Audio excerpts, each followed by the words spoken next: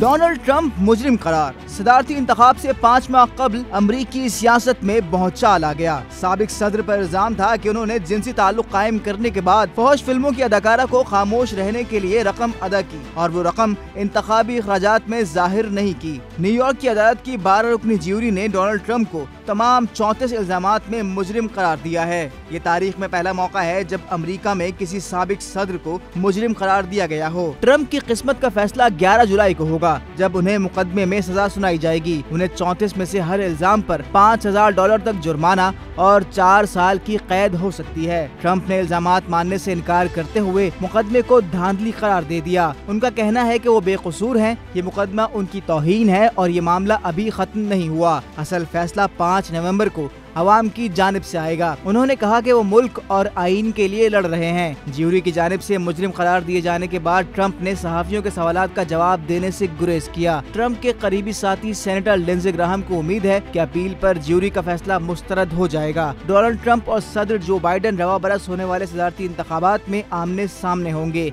सियासी पंडितों को कांटे के मुकाबले की उम्मीद है, लेकिन इस फैसले से शायद ट्रंप कुछ आजाद और रिपब्लिकन वोटर्स की हिमायत से महरूम हो जाएं।